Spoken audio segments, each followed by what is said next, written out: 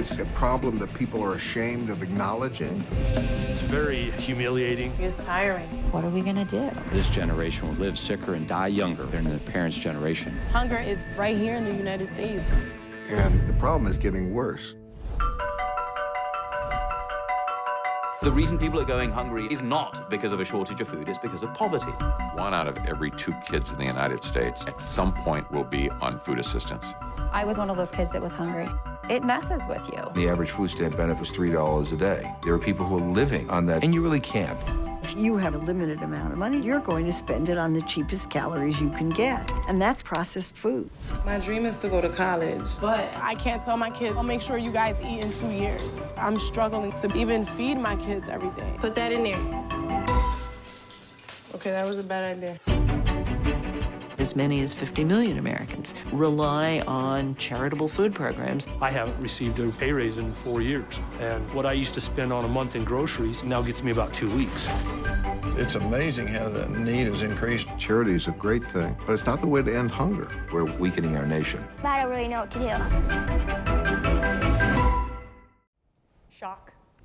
Frustration. Fear. Sadness. Reality. Guilt. Now, those are some of the words that our team felt after hearing that video the very first time. I'll encourage you to grab your cell phone or the pen in front of you and write down a word or two that you're feeling after watching that video. I also had to ask myself, how? How is this possible that in one of the richest countries in the world, our citizens, our neighbors, our friends are living food insecure? That video told us that 1 in 2 children are going to live food insecure at some point in their life, and we, the conscious capitalists, believe that needs to change. I'd like to take a second and introduce you to the team of superheroes behind me.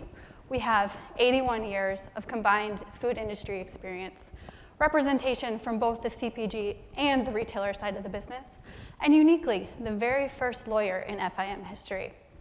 We've got Adria from Dean Foods, Roger from UNFI, Jose from Vallarta, Patrick from Albertsons, our legal counsel, Brian from Raley's, and I'm Jenny, representing Nestle. One thing you won't see on that stage is that 1 in 2 stat you saw in the video rings true for our team as well. 3 of the very 6 people standing on this stage have lived food insecure at some point in their life, and that serves as our inspiration today. However, it is not enough to be inspired, because without action, there will be no change. And we believe that the food industry is poised to take that change. We believe that we can give this community a hand up. We're going to show you today the struggles that this community fights and the hurdles they have to overcome. But we're also going to show you why it makes business sense for you to care about this community. And finally, we have a solution. We're going to give you an idea that you can take home with you today and implement at your store. So let's kick it off. Let's start with telling you who this community is and the struggles they face. And who better to tell you than someone who's lived it themselves. 25 years ago, I remember walking with my mom to the closest WIC store 2 blocks away from our home. I remember my mom would get eggs, cheese, milk, and cereal. You see, at the time, I thought this was normal. I thought everyone got free food. But as I got older, I realized that wasn't the case. And my family was simply less fortunate. But my store is only one of millions out there today. 45.6 million Americans live in poverty. 15.3 being children, and as a whole, 15.6 million households live under food insecurity, meaning they don't know what their next meal is going to be. But along with being financially fragile, this group is also plagued by high obesity risk.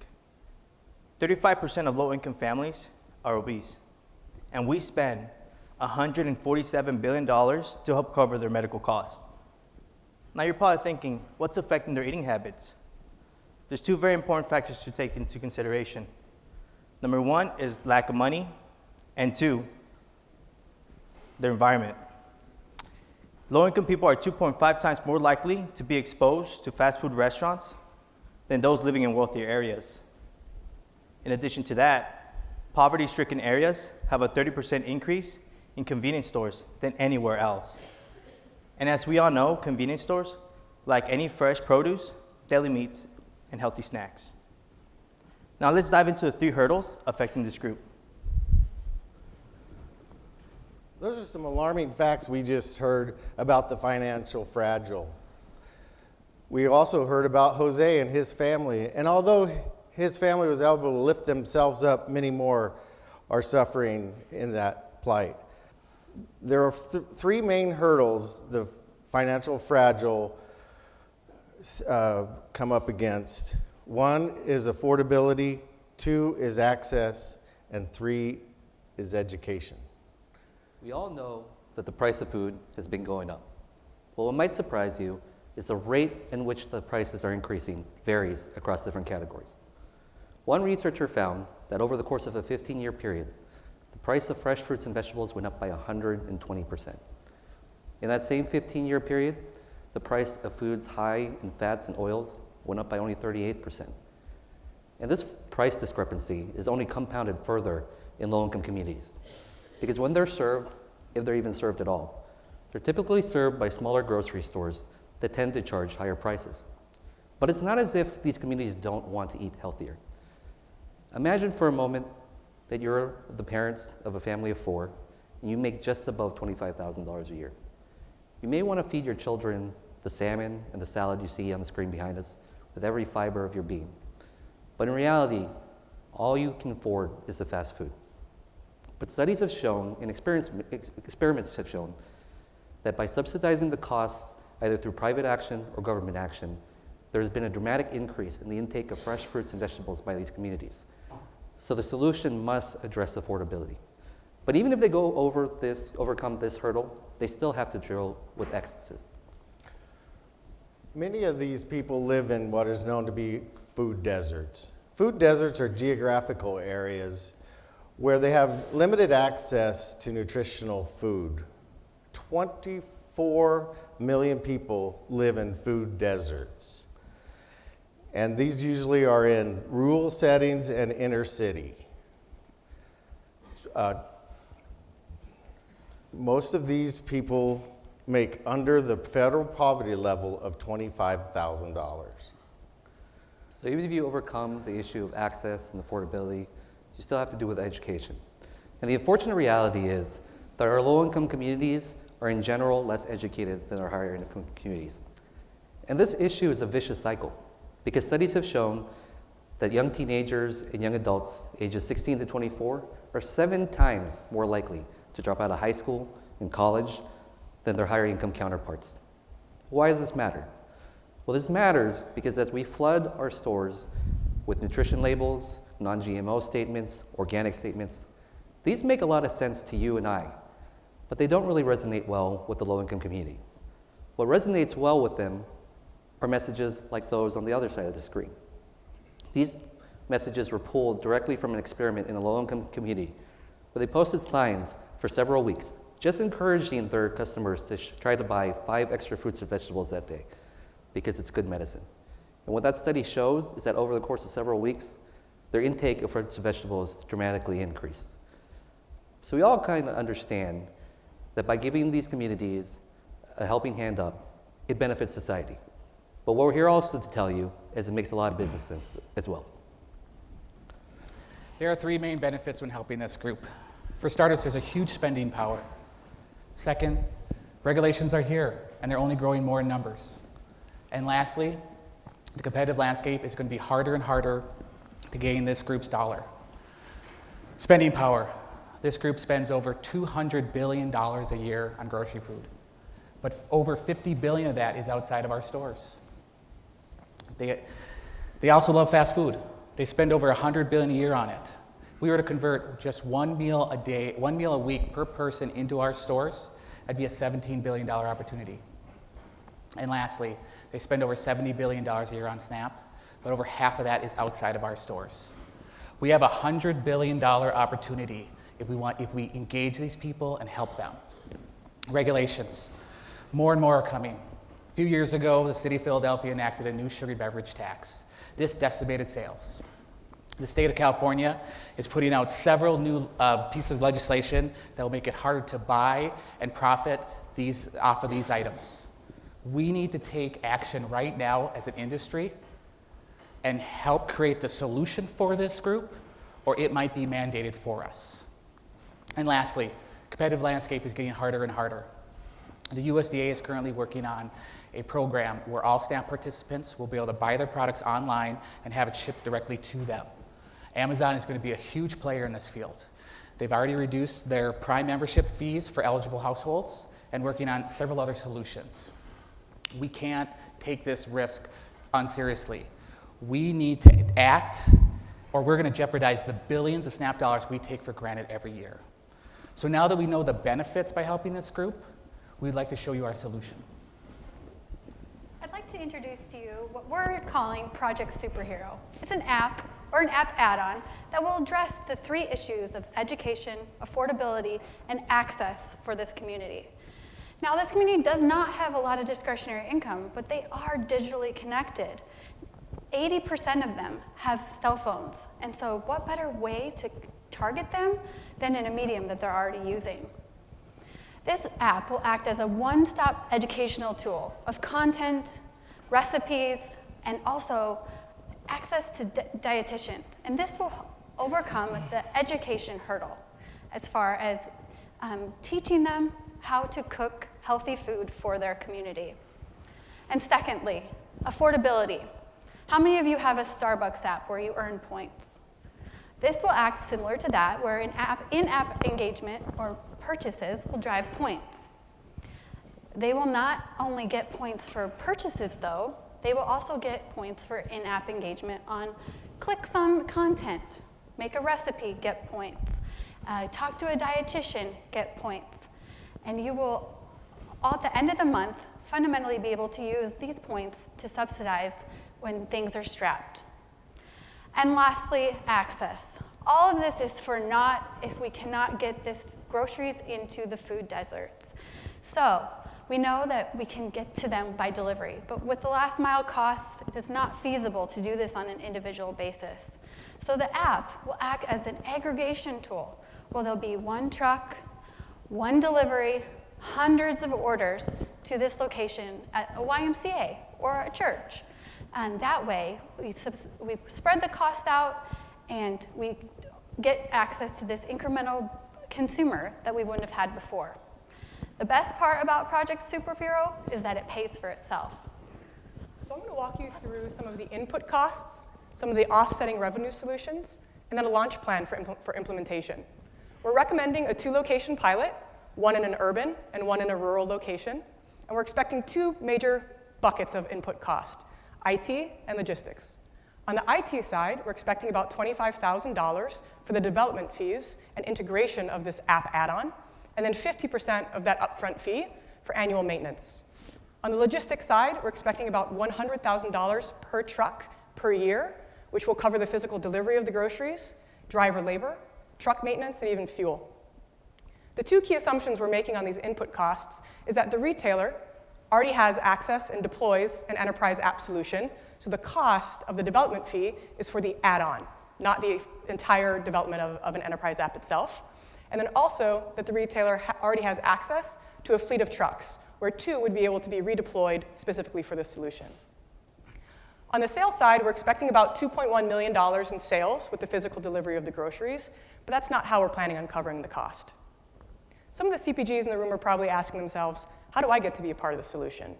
And outside of the inevitable goodwill that you're going to receive by partnering with this retailer on the solution, in addition to your cut of the $2.1 million of incremental sales by serving this underserved community, there's significant opportunity for exposure of your great brands tied to this great cause. And that comes in the form of on-truck advertising, on-shopping bag advertising, digital marketing through the app itself, and retailers, this digital marketing through the app is also available for partnerships outside of CPG companies. So think health insurance companies, food companies, MyFitnessPal, companies like that. And then lastly, we would, of course, expect some state and federal subsidies in the form of grants. So once we have your buy-in on the financial feasibility of the solution, Implementation is a three-prong approach. Jenny mentioned that these communities are very well digitally connected, but we want to create a holistic solution to ensure that we're driving not just trial and awareness, but use of this solution. We'd start with a physical mailer promoting the downloading of the app in these two communities, followed up very quickly with flyers promoting a launch party. Now, this launch party is going to be critical because what it does is it allows both the retailer and your CPG partners to engage directly with the communities that you're going to be serving. It would be at the physical location of the hotspot, and it would allow you to educate them on the features and benefits of the app, help them download it, and maybe even help them place their first order. And then once you have the buzz and the community is using the app, leverage push notifications through the app itself to drive frequency of use and subsequently drive the scale and the drop sizes of this solution to help maximize profitability. What we have here for you today, ladies and gentlemen, is a plug-and-play solution with minimal upfront fixed costs, but an opportunity to make an impact, not just in the communities we plan to serve with this solution, but society as a whole. We'd like to take you back to those parting words of that video that we all watched together. We are one nation underfed.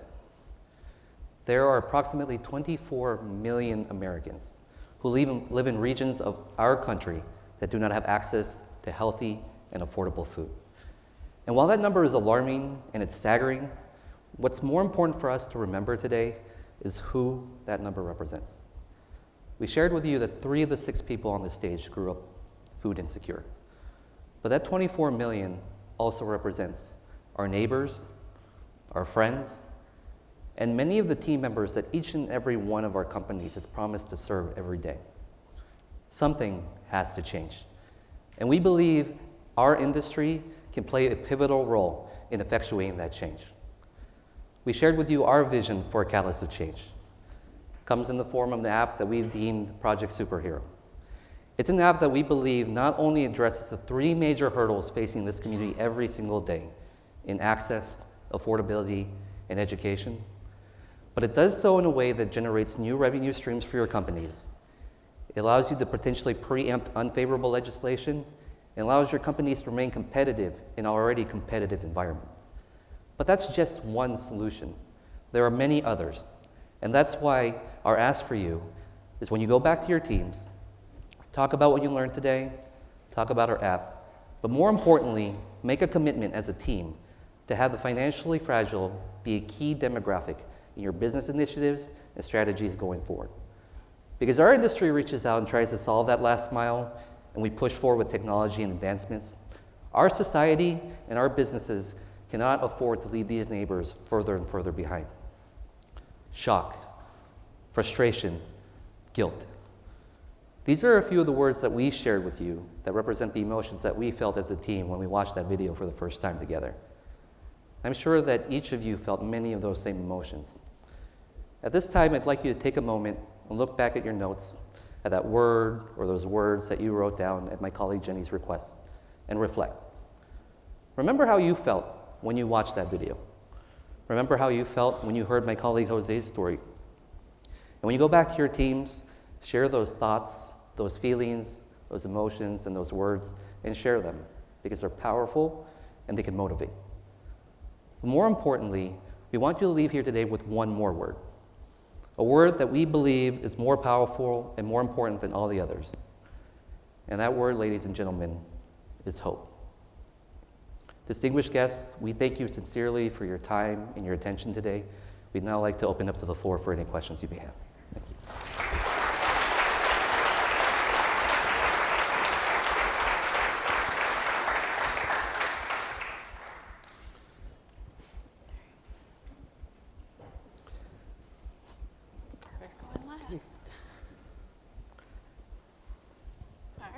Thank you. Thank you very much.